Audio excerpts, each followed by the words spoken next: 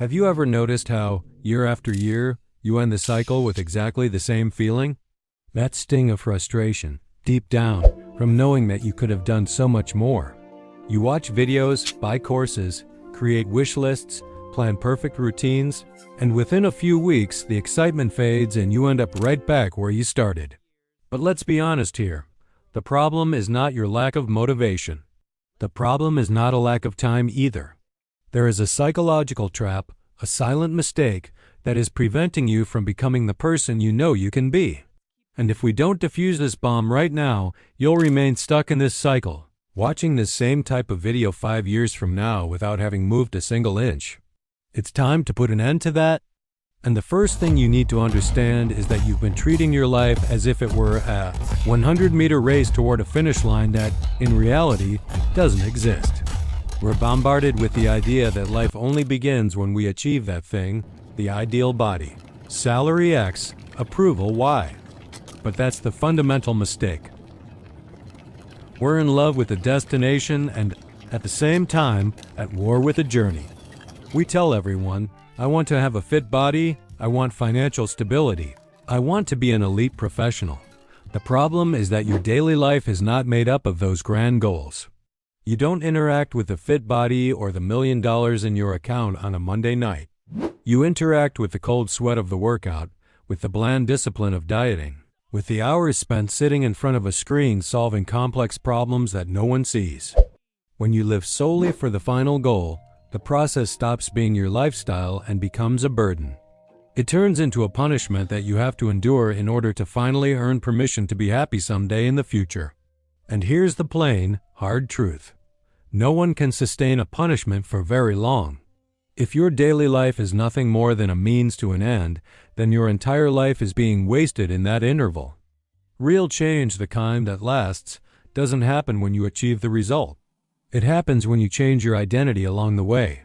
You need to stop seeing yourself as someone who is trying to get there and start seeing yourself as someone who values the practice. Someone who derives satisfaction from the effort itself. If you can't find pleasure, or at least a deep and meaningful sense of purpose, in what you do every single day, you will quit. Every time. Because our brains were not shaped by evolution to endure endless suffering for the vengeance. We're not shaped by evolution to endure endless suffering for the sake of a future reward that seems increasingly out of reach. And it's precisely because we treat the process as a burden that our brain, trying to protect us from discomfort, ends up developing one of the most sophisticated and dangerous defense mechanisms that exists. The lie of tomorrow. You wake up with the best intentions. The plan is laid out, but the day is relentless. Work drains your energy, unexpected problems arise, and when it's finally time to carry out that habit, a voice appears in your head. It isn't harsh. It's intelligent. It says, you're exhausted. You need some time to recover. You're heading toward burnout. It uses noble words, like self-care. I know this because I've been in that exact place before, sitting on the edge of my bed, feeling like a failure. We create the perfect mental script, but real life is full of gray days. The real problem begins when those occasional days become the rule, when they become your pattern. What I realized and what finally pulled me out of that hole wasn't some kind of magic. It was learning to recognize that the voice asking me to slow down is not my friend. It's just a primitive piece of software installed in your brain to avoid expending energy. It doesn't understand that by avoiding effort today, it's guaranteeing that you'll experience the same emptiness tomorrow. Many times, what we call burnout is just fear in disguise. And the counterintuitive truth is that pushing yourself forward, even when you don't feel like it, is an act of self-preservation. What truly drains our battery isn't the effort of going to the gym or studying. What drains our existence is the invisible weight of knowing that our potential is sitting idle. It's the feeling that the days are passing by while we're watching life happen from the sidelines.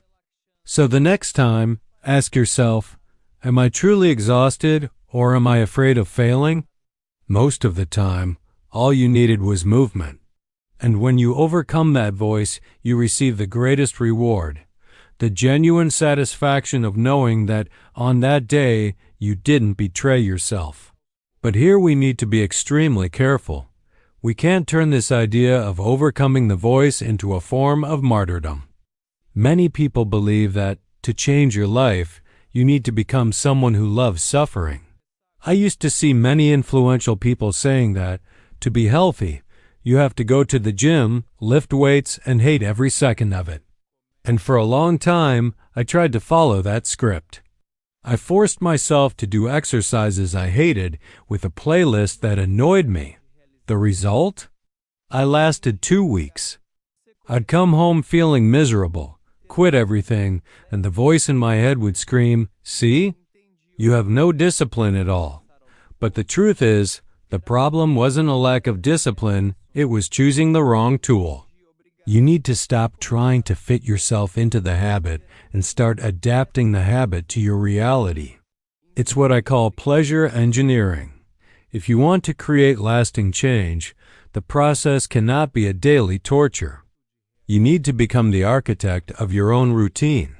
When the process stops being an enemy and becomes something you can tolerate or even enjoy, your chances of maintaining it for a year, 5 years, or a decade skyrocket. This is exactly why we need to be extra careful with that uncontrollable urge to change everything at once. Enthusiasm is a dangerous fuel when it isn't properly managed. We already have a complete video here on the channel detailing the methodology I use to organize and structure habits in a sustainable way. I highly recommend that you take some time to watch it later.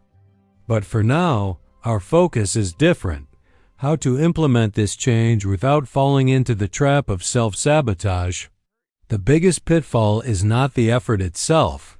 It's the naive temptation to wake up tomorrow as a completely new person. Real change is not an event. It is a process.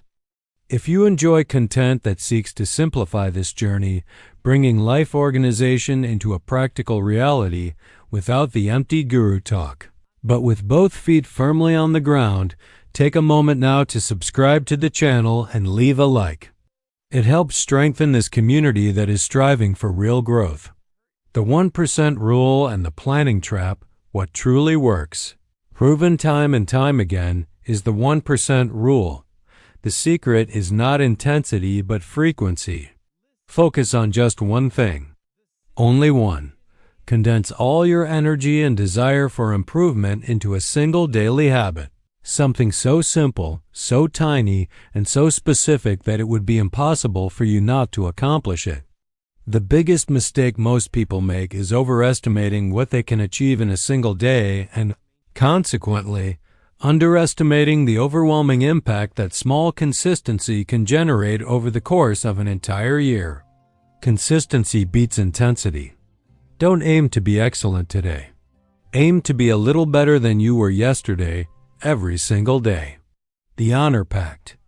Turning a dream into reality, to conclude our conversation, I want to propose a pact. But understand this, it is not a pact with me. It is a serious and non-negotiable commitment of honor that you make with yourself. There is no point in investing your time up to this moment, agreeing with every word, if tomorrow you simply ignore everything we discussed. Life change does not happen in theory or through motivational thoughts. It happens in the friction, in the struggle, on those days when you are exhausted, unmotivated, and still choose not to betray yourself. I want you to make a conscious choice right now. Don't try to be a movie hero, and don't try to take on the whole world. Choose one single habit, just one thing, small, almost invisible to others, but something you know that, if done with absolute consistency, will place you in a much stronger position 12 months from now. Why commit publicly? I want you to leave that choice recorded here in the comments right now. Write exactly what you are going to start doing, and if you want, include today's date. Do you know why I ask this? Because when you write it down, when you externalize it and make that commitment public, you break the barrier of fantasy. You stop treating your life as a distant, unattainable dream and start treating it as a serious contract, an assignment you owe to yourself. And if you want to take it even more seriously, Set a reminder to come back to this video in a month or in 6 months and reply to your own comment, sharing how the journey has been going. I will read it. And more than that, hundreds of other people who are on the same path as you will read it too. We tend to underestimate the power of a small change, as if only giant leaps were worthwhile. But the life you so deeply desire in the future is actually built through the choices you make today at this exact second.